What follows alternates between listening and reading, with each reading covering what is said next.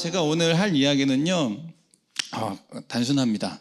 제가 오늘 하고 있는 이 일을 어떻게 시작했는지, 어떤 과정으로 가고 있는지, 제가 바라는 끝은 어떤 것인지에 대해서 이야기해 볼 텐데요. 오늘 주제 말씀이 이웃에 대한 말씀이잖아요. 저는 이 일이 나의 일이 아니라 나의 이웃에 대한 일이라고 생각하는데, 이 일을 이제 하는 것도 결과적으로는 어떻게 보면 이웃의 삶을 바꾸기 위한 일이에요. 근데 그 일을 내가 하는 이유가 뭘까라고 했을 땐 앞서 말씀 것처럼 나를 위한 일이 아닌데, 이 세상에 자기의 성공을 위해서 열심히 달려가는 사람들이 너무나도 많은데, 그럼에도 불구하고 그 성공을 택하지 않고 이웃을 위한 일을 선택하는 데 있어서 뭐가 나의 동기가 될까 했을 때, 이 말씀, 이 누가복음 말씀, 그게 너가 생각한 이웃이면 그 이웃의 행함대로 가서 하라라는 거죠. 그 말씀이 저한테는 상당히 큰 동기가 됐고, 지금도 이런 일을 하는 데 있어서 뭐 넘어지기도 하고 쓰러지기도 할 때 다시금 일어날 수 있는 좋은 말씀이기도 합니다. 그런데 이 말씀, 이웃과 관련된 말씀을 제가 좀 찾아보고 제 나름대로 묵상을 하다가 이와 비슷한 또 이웃의 말씀이 있죠. 이웃을 사랑하는데 어떻게 사랑하라고 하신지 아세요? 이웃을 사랑하라고 하셨는데, 그렇죠, 내 몸같이 사랑하라잖아요. 내 몸같이. 그러니까 순서가 그거더라고요. 내 몸을 먼저 사랑해야지, 내 몸을 내가 먼저 사랑해야지 내 몸을 사랑한 그 마음으로 이웃을 사랑할 수 있겠구나 라는 그 순서가 생각나더라고요. 처음에는 이웃을 위해서 내가 이 일을 한다고 생각하는데, 그게 아니라 내 몸을 먼저 사랑하고 내가 하고 싶은 거, 내가 갖고 싶은 거, 내가 바라는 거, 이런 것들에 대해서 잘 정리하고, 그것도 이웃도 그런 걸 바라겠지. 내가 맛있는 거 먹고 싶으면 나의 이웃도 맛있는 거 먹고 싶겠지. 내가 좋은 데 놀러 가고 싶으면 이웃도 좋은 데 놀러 가고 싶겠지. 나를 잘 알고 나를 사랑해야지 이웃도 잘 사랑할 수 있겠구나라는 생각을 하게 됐어요. 혹시 여기 있는 우리 많은 분들이 아직도 내가 뭘 좋아하는지 이런 거잖아요. 자녀분들이 아빠 우리 뭐 밥 먹으러 외식 먹을까? 뭐 먹으러 갈까? 했는데 그래 가자. 근데 아빠 뭐 먹고 싶어? 하면은 몰라. 그냥 또 아무 데나 가. 난 다 잘 먹어. 이거 매력이 별로 없는 것 같아요. 자기 자신을 잘 모를 수도 있어요. 한번 곰곰이 생각해 보세요. 난 매운 걸 좋아하는지, 싱거운 걸 좋아하는지, 담백한 걸 좋아하는지, 그리고 난 뭘 먹어야 되는지, 난 뭘 좋아하는지, 그걸 잘 알아야 내 이웃도 그런 거 맛있는 거 좋아하는구나. 그러면 내가 아무거나 먹죠? 내가 아무거나 좋아하죠? 그러면 내 이웃을 데리고 아무거나 먹인단 말이에요. 이 사람은 해장국 안 좋아하는데 해장국 먹이고, 이 사람은 단팥빵 안 좋아하는데 단팥빵 사가지고 준단 말이에요. 그게 아니라는 거죠. 그래서 그 이웃에 대한 개념을 조금 더 앞서가기 전에 나에 대한 개념을 바로 잡자라는 말씀으로 시작을 해보고 싶습니다. 그래서 저는 이 20대의 질풍노도 같은 시기를 거쳤어요. 제가 예수님을 처음 알게 된 거는 다 커서요. 장성에서. 저희 어머니는 권사님이고 저는 감리교를 다니고 있습니다. 그래서 저도 이제 나이가 들어서 권사가 됐지만 저희 어머니 권사님이었는데, 제가 10대 때 한 번도 저한테 교회 가라는 말을 안 하는 거예요. 왜 그랬을까요? 저희 엄마는. 그래서 항상 만화만 보고 있었어요. 주일날. 다 커서 교회를 가게 됐는데, 교회를 가게 된 이유는 딱 하나였어요. 교회 가면은, 지금 여긴 없지만 여기 몇 분 계시지만은 교회 가면 여자가 반이래요. 그래서 수능 끝나고 여자를 만나고 싶은데 어디 가서 만나지? 하다가 친구가 교회 가면 여자가 반이니까 교회 가자 해서 데리고 가서 전도를 당한 거예요. 물론 안타깝지만 저를 전도한 친구는 지금 교회를 다니지 않아요. 인생이 역정됐죠. 그래서 그 친구가 대관교회에서 지금의 아내를 만났고 결혼을 하게 됐는데, 이 20대 때 제가 할 수 있는 그 인생의 과업에서 아주 중요한 일들을 다 했습니다. 첫째, 결혼을 했어요. 25살에. 둘째, 애를 낳았어요. 27살에.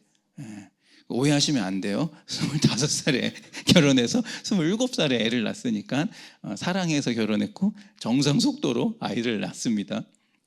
근데 그 과정에서 제가 여러 가지 이제 사건들이 있었는데 중국에서 창업도 해보고요.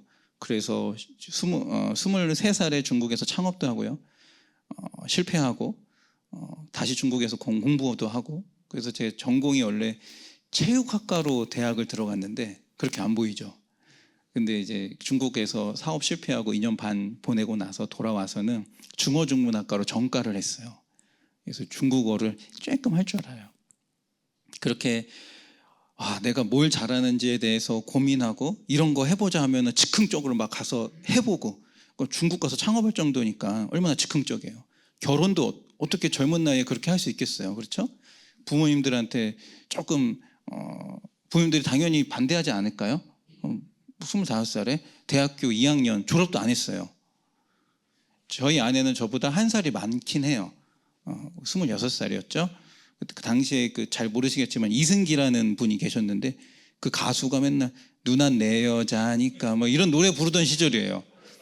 그래가지고 그 누난 내 여자다 해가지고 난 결혼을 했는데 부모님이 반대할 거잖아요. 그래서 부모님한테 이렇게 으름장을 놨어요. 어머니 아버님, 결혼을 저희가 할 건데 저희 그 결혼 방해하지 마세요. 저희가 성인이 돼서 저희가 알아서 먹고 살게요. 그리고 아무런 지원해 주지 않으셔도 돼요. 이랬거든요. 그러면 우리 엄마 아빠가 좀 지원해 줄 줄 알았는데 내리사랑이라고. 근데 정말 한 푼도 지원 안 해줬어요. 그래서 20대 때 제가 뭘 경험했냐? 가난이라는 걸 경험하게 됐습니다. 원룸에 들어가가지고서는 저희 장로님이 원룸을 하셨는데 그 장로님이 해주시는 원룸에, 공짜는 아니죠, 돈 다 내고 거기에 들어가서 사는 거예요. 와이프는 직장 다니면은 저는 학교 다니고, 와 얼마나 답답하겠어요. 그래서 이 조그만 매트리스 하나, 제가 쓰던 컴퓨터 하나 갖고 와서 같이 사는 거예요. 근데 그때 제가 가난을 경험했지만 뭘 또 경험한지 아세요? 행복을 경험했어요. 5평짜리 원룸에서 행복을 경험했어요. 여기 아마 50평대 아파트 뭐 있으신 분들 많으실 거라고 생각이 듭니다. 그런데 50평이면 뭐예요? 그 안에 사랑이 없는데요, 그렇죠? 근데 저는 5평인데 사랑으로 꽉꽉 채웠어요. 물론 삼성 가전제품은 없었어요. LG 가전제품은 없었지만 사랑으로 꽉꽉 채웠어요. 그래서 젊었을 때 결핍을 경험했고 행복을 경험했고 사랑을 경험했어요. 그때 정말 제가 돈이 없어가지고 우리 와이프가 첫째를 하고 애 젖 물릴 때인데 피자를 먹고 싶은 거예요. 그때 가장 싼 피자가 무슨 피자? 오구살 피자. 근데 5,900원짜리 피자 살 돈이 없어가지고 못 먹었는데, 그래서 학원에서 제가 아이들을 가르치는 알바 후에 그 돈을 받고서는 오구살 피자를 딱 사오라고 와이프한테 줬는데 와이프가 애를 이렇게 안고 오구살 피자를 하나 딱 이렇게 들고 오는 거예요. 그 장면을 본 제가 얼마나 비참하면서도, 도미노도 아니고 오구살 피자를 하나 사오면서 비참하면서도 피자 한 판으로도 이렇게 행복할 수 있구나 라는 걸 알게 된 시절이었습니다. 제 20대는 그랬어요. 너무 힘들고 한편으로는 너무 행복했어요. 그 시기에 제가 돈이 없어서 제가 보던 책, 제가 안 입던 옷들을 중국 갈 때 샀던 검정색 그 이민 가방에다가 가득 넣어가지고 질질 끌어서 고물상에 팔아본 경험이 있습니다. 당시에 옷은 키로당 500원을 받았고요. 종이는 키로당 150원 정도를 받았어요. 이거를 제가 받고 이게 돈이 되네 이거. 이런 생각을 처음 해봤어요. 버리는 쓰레기가 돈이 된다는 걸. 그리고 시간이 좀 흘러서 저도 이제 대학을 졸업하고 첫 취업을 하게 되는데, 취업한 곳이 어딜까요? 제가 뭐가 어울려요? 처음에 그 직장으로 간 곳에 어떻게 하셨어요? 뒷조사 하셨죠? 제 뒷조사 하셨죠? 네. 기독교 대안학교에 그 교사로 제가 들어가게 됐어요. 그래서 처음에 이제 선생님으로 뭘 가르쳤는지도 거기 자료에 나오나요? 없었죠. 뭘 가르쳤을 것 같으세요? 어떤 과목이? 제가 어울리는 과목? 딱 보면 50대 아주머니가 얘기해 줘야 돼요. 정답. 어떻게 하셨지? 예, 네, 역사예요. 한국 선생님이었어요. 역사를 제가 좀 잘 압니다. 그래가지고 아이들한테 한국사를 가르쳤는데, 아이들하고 만나서 수업하고 이제 대안학교다 보니까 애들하고 놀기도 하고 뭐 재우기도 하고 축구도 차고 막 너무 재밌는 거예요. 이게 나는 가진 달란트가 이렇게 아이들을 가르치는 달란트구나, 이렇게 이제 알면서 살고 있었죠. 그리고 내 이웃은 내 주변에 있는 우리 아이들, 그다음에 우리 가족들, 그리고 우리 동료 교사들, 이렇게 알고 그들한테 잘해야지라고만 알고 있었어요. 그런데 어느 날 폐지 줍는 할머니를 눈에 보게 됐는데, 그분들 항상 존재했겠죠. 항상 있었겠죠. 근데 그날따라 그분이 보이는 거예요. 버스에 타고 출근해서 옆을 딱 봤는데 그 버스 정류장 근처에 폐지를 이렇게 모으고 계신 분이 계신 거예요. 그런가 보다. 그 다음 날도 봤는데 눈에 띄는 거죠. 그 다음 날도 눈에 띄고, 내가 그동안에 저분을 왜 봤을까 못 봤을까? 인지했을까 못했을까? 이런 생각을 하게 되고, 자연스럽게 제가 20대 때 이 가방에다가 폐지를 잔뜩 모아가지고 고물상에 팔았던 그 날이 생각나는 거예요. 저거 팔아도 얼마 안 되는데, 저거 팔아도 진짜 돈은 못 버는데 저거를 매일 저렇게 하고 계시네. 리어카 끌고 가는 모습이 매일 저렇게 크게 많이 무겁게 하고 계시네라는 걸 알게 됐어요. 근데 이렇게 이제 뭔가를 이렇게 감정적으로 이렇게 알게 되는 것과 행동하는 건 쉬워요, 안 쉬워요? 안 쉽죠. 가장 긴 거리가 여기서 여기잖아요. 여기서 여기가 가장 긴 거리거든요. 한 2밤 정도밖에 안 되지만 생각은 하는데 안 되고요. 마음은 먹는데 생각이 일어나지 않아요. 근데 이 과정에서 저도 어르신 저 힘들 것 같은데, 힘든데 라는 생각은 했지만, 뭐 하나를 적극적으로 가서 돕고 뭐 손수레를 민다던가 뭐 파지를 좀 들어준다던가 행동을 할 뭐가 없다? 용기가 안 나더라고요. 진짜 용기가 필요한 일인데 용기가 안 나더라고요. 그래서 뭐 하나는 바꿔보자. 이거 하나는 내가 행동을 바꿔보자. 왜? 이분의 마음을, 내가 지금 갖고 있는 이 안타까운 마음, 저 어르신을 바라보는 저 안타까운 마음을 그냥 흘려보내기가 싫은 거예요. 그래서 이거 하나만 바꿔보자라고 제 행동을 하나 바꿨어요. 뭐랬냐면, 이제는 어르신들 만나마자 안타까운 마음도 있지만 그 마음과 함께 사진을 찍고 다녔어요. 어르신들 뒷모습, 옆모습, 그냥 불특정 장소에서 불특정한 시간대에 마주치니까 보면 무조건 사진을 찍었어요. 이게 저한테는 뭐 좀 신의 한 수 같은 느낌이에요. 왜냐하면 잘 보세요.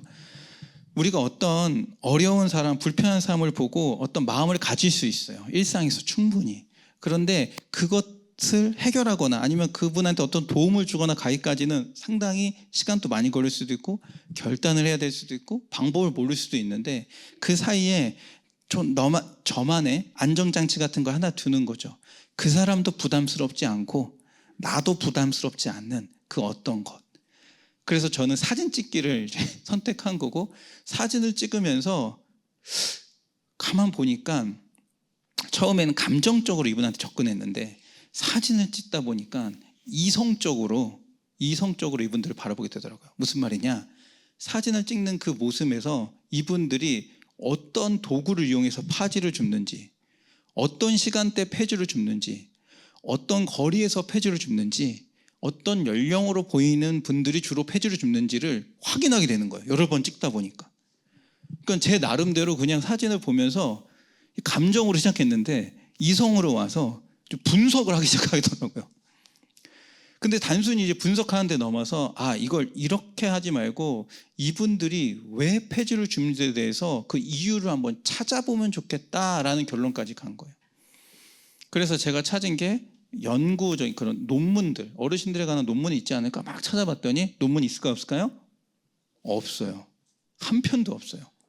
그래서 우리나라 노인 빈곤에 대한 논문을 찾고, 그리고 그 노인 빈곤을 쓴 이제 논문 저자 서울대 박경숙 교수님이라고 계신 분인데 그분은 찾아가서 이거 왜 이런 거예요? 묻기도 하고 언론 보도 자료도 쭉 찾아가서 제 나름대로 정렬해서 가장 큰 문제가 뭔지도 알기도 하고 이런 시간을 갖췄어요. 즉 이웃의 문제를 공부한 거죠. 예. 그러니까 여러분들이 겪는 어떤 주변의 불편함을 또는 안타까움을 겪는 분들을 감정으로 접근하는 건 어떻게 보면은 조금 더 쉬울 수는 있는데 도와드리는 거니까 안타깝고 그런 마음에서 그런데 이거를 공부하기 시작하니까 제 나름대로 이 정리가 되더라고요. 이분들이 왜 이런 어려움에 처하게 되었는지 그 어려움에 처한 부분들을 우리는 어떻게 해결해야 될 것인지에 대한 그런 정렬이 되더라고요. 그 시간을 한 3년 정도 거쳤습니다. 3년을 이제 공부한 거죠. 그래서 지금은 제가 자칭 타칭 폐지수거 어르신 1타 강사예요. 그래서 어디서 불러주시면 폐지수집 어르신들이 왜 폐지를 주었는지에 대해서 제가 무슨 선생님? 역선생님. 그 역사를 6.25 동남부터 쫙 얘기해 줄 수 있어요. 넉마주의부터 시작해서 쫙 얘기해 줄 수 있어요. 그런데 오늘은 그 시간이 아니니까 그렇게 이웃에 대해서 보다 더 이성적으로 접근한 과정이 저한테는 이 비즈니스를 통해서 이분들의 어려움을 도우러라는 어떤 연결고리로 자연스럽게 간 것 같아요. 결과적으로는 이분들이 왜 폐지를 줄까? 폐지를 줍는 활동에서 어떤 고통점들이 있을까? 이걸 어떻게 해결할까라는 단계에 가니까 단순히 이렇게 지원을 해서 해결을 할 수 있는 방법은 아니다. 3가지의 방법론을 세웠는데 하나는 사회적. 일단 이분들한테 어르신들 도와야 돼요. 폐지 어르신들 도와야 돼요. 그랬더니 사람들의 반응이 좀 썰렁해요. 그분들 자녀들도 있잖아. 나라에서 어르신들 지원하고 있는 돈도 있는데 썰렁해요. 아, 이분들이 왜 폐지를 줍고 있는지에 대한 부분들을 사람들이 많이 모르는구나. 그걸 알려줘야겠다. 그래서 사회적으로 이분들의 폐지 문제 어르신들에 대한 문제를 공감시키는 걸 확산시키는 전략을 하나 세우고요. 2번째 전략은 기업을 만들어서 사회적 기업을 만들어서 이분들을 고용하는 거예요. 그리고 이분들한테 일자리를 들여서 이분들의 소득을 높이는 거죠. 3번째 전략은 그렇게 해봤자 우리가 지역에 조그만 어르신들 몇 분밖에 지원을 못하니까 전국에 있는 어르신들을 지원하기 위해선 법과 제도를 개선하자 이런 계획을 세운 거예요. 그래서 사회적, 경제적, 정책적 이 3가지 방법론을 굴리기 시작한 거죠. 언제부터? 13년부터. 그래서 처음에 한 게 사회적이에요. 사회적. 어떻게 했냐? 어르신들한테 이런 거죠. 혹시 제가 어떤 일 하는지 아시니까 어르신들 지원하게 좀 기부 좀 해주세요. 지금. 네, 지금, now. 카드 돼요. 카드 결제기 가져왔어요. 카드 돼요. 얼마까지 되세요? 글쎄 한 20만 원, 30만 원? 글쎄요? 한 5만 원? 글쎄요. 5만 원도 글쎄요? 만 원? 마음이 없다는 거잖아요. 근데 탓하고 싶은 게 아니라 제가 어르신들 이렇게 한다고 해서 지원하려고 후원 좀 해주세요. 후원 좀 해주세요. 사람들이 다 글쎄요. 글쎄요도 너무 감사한 표현인데 됐어요가 많죠. 아유, 네. 아유, 네, 좋은 일 하세요. 왜냐하면 이게 공감이 안 되는 거예요. 공감이. 근데 제가 그런 분들한테 꼭 이렇게 얘기하죠. 지금 후원해 주시면은 여러분이 나이가 들었을 때 여러분이 겪고 있는 그 현실은 노년의 현실은 지금의 대한민국의 노년의 현실하고 다를 수 있다. 이거를 꼭 얘기해 주는데 그 전에 어쨌든 이분들이 폐지 그 후원을 하는 거에 대해서 좀 인색하니까 굳이 뭐 폐지 줍는 어르신이 아니더라도 우리나라가 후원을 하거나 이런 데 좀 인색하니까 이걸 좀 방법론을 좀 가볍게 바꿔보자라고 생각한 게 종이 나눔 운동이에요. 종이 나눔 운동. 그래서 여러분들 뭐 폐지들 많이 버리잖아요. 뭐 박스도 버리고 교회 주 따지면은 주보. 자, 오늘 남전도의 주보 이거 가져가셔가지고서는 액자에다가 맨날 이렇게 스크랩 해놓으시는 분 없으시죠? 아마 끝나면 다 버리실 거예요. 버리는 종이들이 많이 나와요. 이거를 기부받자 해가지고 종이 나눔 운동이라는 거를 만들어서 막 알리고 다녀요. 종이가 가장 많이 나오는 곳이 어딜까요? 학교예요, 학교. 애들이 공부하고 매년 교과서 문제집을 다 버려요. 그래서 이거를 제가 받기 위해서 고등학교에 전화를 하고, 교사님 저 졸업생 기우진입니다. 저한테 이런 좋은 생각이 있으니까 기부해 주세요. 교장 선생님이 그래 가져가 이러는 거예요. 그때 전 느꼈죠. 하나님이 드디어 일하기 시작했다. 저는 그걸 가서 설명해야 될 줄 알았는데 교장 선생님이 그냥 전화로 그래 가져가 이러는 거예요. 근데 제가 뭐가 없어요? 가져갈 차가 없어요. 트럭이 하나 필요한데 어떡하지? 고민하고 있는데 지혜를 주셨어요. 그냥 그 학교 근처에 고물상에 전화해가지고 몇 월 몇 시에 차가 필요하니까 책 옮길 거니까 달라고 하니까 고물상에 그냥 차를 그냥 공짜로 갖다 대더라고요. 걷다가 책을 팔아가지고 책을 모아서 고물상에 팔고 그 돈이 원래 학교로 가야 되는데 저희한테 오는 거죠. 고3만 일단 모았는데 고3이 얼마나 버리는지 아세요? 고3 한 학년만 6톤을 버려요. 6톤. 애들이 그렇게 공부를 많이 합니다. 여러분들 안 놀래네. 여러분들은 옛날에 더 공부했죠, 그렇죠? 한 10톤 공부했을 거야. 애들이 6톤을 공부해서 그거 가지고 대학 갔는데 아무튼 그걸 팔아서 어르신들을 도운 거예요. 애들이 공부한 문제집 교과서를 팔아서 도운 거예요. 여기서 끝났으면 하나님의 섭리가 아닌데 이 일을 감당하고 있던 환경부장 선생님이 다른 고등학교로 전근 가셔서 연락이 오신 거예요. 우리 고등학교로 하고 싶다.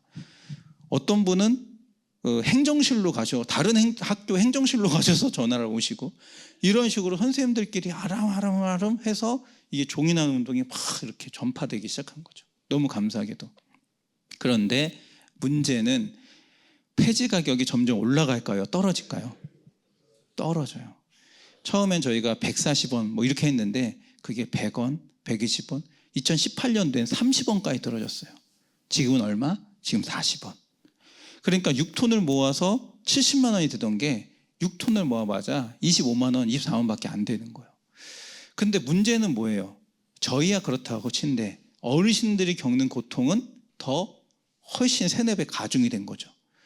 옛날에는 100kg만 모으면 14,000원을 벌었는데 이젠 100kg를 모아도 4,000원밖에 안 되니까 옛날처럼 14,000원을 벌려면 2배, 3배를 더 모아야 된다는 얘기예요. 그러니 어떻게 하면 내가 어르신들한테 도움을 줄 수 있을까라고 생각한 거죠. 여러분들 생각해 보세요. 여러분들 월급이 오르길 원해요? 내려가길 원해요? 오르길 원하죠? 어르신들도 똑같을 거 아니에요. 자기가 열심히 팬 폐지 가격이 오르길 원해요? 내려가길 원해요? 오르길 원하겠죠. 그럼 내가 어르신들한테 폐지를 비싸게 사드려보자 해가지고 첫 번째 가설, 어르신한테 폐지를 비싸게 산다, 이걸로 뭘 만든다, 이걸 비싸게 판다, 그 돈으로 어르신 다시 돕는다. 이런 선순환적인 비즈니스 모델을 하나 가설을 세워본 거예요. 그리고 뭘 만들 수 있을까를 열심히 연구한 끝에 펫박스로 페이퍼 캔버스라는 걸 만들 수 있는 걸 찾게 되고 결국은 그 페이퍼 캔버스를 완성하게 돼요. 어르신들한테 처음엔 저희가 1kg에 1,000원에 샀어요. 무지막지하게 샀죠. 지금은 1kg 600원에 저희가 매입을 하고 있는데 그렇게 산 펫박스로 캔버스를 만들었는데 이 캔버스가 5,000원 정도 하는 거예요. 시중에 캔버스는 얼마? 1,000원. 여기서 또 문제가 생기잖아요. 근데 여기서 또 지혜를 주셔요. 캔버스가 본래 용도가 그림을 그리는 거예요. 작품을. 그러니까 빈 캔버스를 팔지 말고 그림 그려서 작품을 팔라는 거죠. 그래, 작품을 팔면 5,000원이 아니라 몇만 원도 받을 수 있겠다. 그래서 그림을 그렸는데 하나님은 공평하신 게 아이디어는 주시지만 재능은 안 주셔요. 그래서 그림을 다 못 그리는 거야, 우리 팀들이. 그래서 어떡하지? 재능 기부 작가를 모집해서 도움을 받자. 방향을 틀어서 재능 기부 작가를 모집합니다 라고 SNS에 딱 올렸는데, 페이스북에 딱 올렸는데 올린 지 4시간 만에 150명이 신청하셨어요. 그때 알았죠. 이거 되겠구나. 우리 잠언에 이런 말씀이 있어요. 우리가 일을 계획할지라도 그 길을 인도하시는 분은 누구시라고요? 하나님이다. 근데 그 인도라는 그 글자를 잘 이제 따져보면 그게 결정하다라는 뜻이 있거든요. 결정하다. 그러니까 내가 계획을 하면 누가 결정해 주는 거예요? 하나님이 결정하는 거죠. 근데 그 결정함을 제가 언제 느꼈냐? 그 올린 지 4시간 만에 150명이 딱 신청했을 때 전 느꼈어요. 이걸 내가 해야 되는구나. 이거는 이 일을 해야지 사업이 되겠구나. 결국은 이제 사회적 기업을 시작하게 됐죠. 돈이 없으니까 어떻게 해야 돼요? 하지만 하나님은 돈은 안 주셨지만 저한테 페이퍼를 쓸 재능은 주셨어요. 그래서 페이퍼를 엄청 잘 써서 지원을 막 했더니 지원하는 족족 지원금을 받는 거예요. 그래서 그 돈으로 사업을 시작했습니다. 어르신들 지원하고 어르신들 일자리 만들고 어르신들 하다 보니까 뭐 주보에 있는 것처럼 뭐 장관상도 받고 뭐 TV에도 나오고 뭐 어디 가서 인터뷰도 하게 됐는데, 결과적으로는 그런 과정을 통해서 이 사업이 알려지게 된 거죠. 마지막 세 번째 단추가 이제 완결되는 거예요. 제가 정책적인데, 정책은 뭐 아무나 만들 수 있나요? 그런 게 아니잖아요. 제가 이 일의 전문가임을 알리고 이 일을 해결할 수 있는 좋은 정책을 만드는 데 있어서 내가 들어가야겠다라고 생각해서 나름대로 그런 활동들을 계속 꾸준히 하다가 보니까 뭐 19년도에는 국회에서 이제 폐주수거 어르신 관련된 재활용품 수집 노인 지원 법률안이라는 걸 저희 주관에서 공청회도 하게 되고 법률안도 만들게 되고요. 그리고 뭐 제가 활동하고 있는 인천시의 어르신들 조례안도 만드는데 참여하게 되고요. 그리고 어르신들 관련된 연구 용역하는데 자문을 하게 되면서 좋은 정책은 이렇게 돼야 됩니다라는 것들을 많이 얘기해야 되고, 지금 서울시에서 어르신들 관련된 정책들을 많이 만들어내는데 거기에 저희가 이야기한 것들도 많이 반영되어 있어요. 뭐 이를테면 어르신들 뭐 보험제도라든지 이런 것들, 그런 게 이제 쭉 되면서 정책적인 이제 지원까지 좀 이제 나아가고 있어요. 그래서 저희는 지금 이런 주식회사라는 어떤 방법론을 통해서 어르신들을 고용해서 어르신들의 일자리를 만들어내고, 또 사단법이라는 비영리 단체를 통해서 어르신들을 총체적으로 지원하는 그런 활동을 하고 있습니다. 결과적으로는 이런 것들이 우리 주변에 있는 그 어르신들이라는 이웃, 저하고는 전혀 다른 삶을 살고 있는 그 이웃을 하나 되게 만들어요. 어르신들이요, 저희 일자리에 오시는 분들이 이렇게 얘기해요. 나는 러블리 페이퍼에 출근하는 게 소풍 가기 전날처럼 설렌다라고 얘기하세요. 출근하면 너무 즐겁다. 왜 그래요? 했더니 눈 뜨면 갈 데가 있는 게 그렇게 좋대요. 눈 뜨면 갈 데 없는 분들 많아요. 그렇죠? 그리고 가면 같이 일할 친구, 동료가 있던 게 그렇게 좋대요. 눈 떠서 갈 데가 없는 분들도 많고, 지금 여러분 주변에 이렇게 한두 분씩 어려움을 겪는 분들이 생겨서 뭐 요양원에 가시는 분들도 계시고요. 다 우리 주변에 있는 어르신들의 이야기입니다. 그런 어떤 경험들이 이 회사에 오면 같이 이제 상쇄가 되는 거예요. 외롭지도 않고 힘들지도 않고. 그러니까 우리는 일자리를 주고 돈을 주고 소득을 높여드리기를 원하는데, 이분들은 그것보다 훨씬 더 정서적인 어떤 변화, 감사함, 이런 것들을 이야기하니까 진짜 변화는 여기에 있구나라는 걸 알게 되더라고요. 저희가 존재해서 우리 폐주인 어르신들이 좀 더 나아질 수 있는 세상은 결과적으로 어르신들이 행복한 세상이에요. 근데 그 행복이 어디에 방점이 있느냐, 우리의 생각대로 좀 돈을 더 많이 들이면, 조금 더 안정된 일자리를 찾으면, 이게 아니라 그분들의 마음이 외롭지 않으면, 그분들이 하고 있는 일이 인정받으면, 이게 더 그분들한테 가치 있는 일이겠구나라는 생각이 든 거죠. 그래서 이름도 바꿔버렸어요. 폐지 줍는 노인이 아니라 자원재생 활동가로. 그래서 저희는 어르신들을 자원재생 활동가로 부르고, 그분들이 하고 있는 활동에 사회적, 환경적, 경제적 가치들을 다 계산해서 막 선포하고 있습니다. 하나만 예말 들면 그분들이 1년에 9톤의, 한 분당 9톤의 폐지를 수거하세요. 이걸 자원순환하면 30년생 소나무 80그루를 심는 효과를 내는 거랑 똑같아요. 그 얘기는 이분들은 엄청난 친환경적인 활동을 하고 있다는 거죠. 그런 이야기들을 하면서 어르신들의 가치를 재조명하고 다시 인정하고 있어요. 이 이야기는 저는 하나님이 아담한테 세상을 창조하고 아담이 한 일이 뭐예요? 세상에 온갖 만물들의 이름을 붙여줬잖아요. 제 이름을 붙여줬죠. 저는 그 일하고 똑같다고 생각이 들어요. 어르신들을 폐지 줍는 노인, 폐지 따위를 줍는 가난한 노인으로 보는 게 아니라, 이 세상에 버려진 자원을 재활용하고 순환하는 데 앞장서는 활동가로 보는, 그 아담 같은 이름을 붙여줄 수 있는 제대로 된 시야, 그게 우린 이 세대에 좀 필요하다고 생각이 들었거든요. 아마 오늘 여러분들도 제 강의 끝나고 나면 거리에서 많은 폐진 어르신들을 이제 일상에서 마주치게 될 텐데요. 근데 그분들 보면 이렇게 한번 생각해 주세요. 멋있다. 그분들이 자녀한테도 나라한테도 손 벌리지 않고 자기 힘으로 그거 폐지 조금 벌어서 자기 생활비라도 좀 쓰려고 하시는 거거든요. 그리고 그렇게 해서 환경이 좋아지고 있다는 건 사실이거든요. 그러니 멋있다라고 생각해 주시고, 다만 그분들의 환경이 좋지 않으니 그거를 개선하기 위해서 무엇을 우리가 도울 수 있을까라는 생각을 한번 해주시면 자원재생활동가라는 우리 이웃을 대하는 진정한 자세로 다시 한번 좀 나아갈 수 있지 않을까라는 생각이 들었습니다. 감사합니다. 여기까지 하겠습니다. 고맙습니다.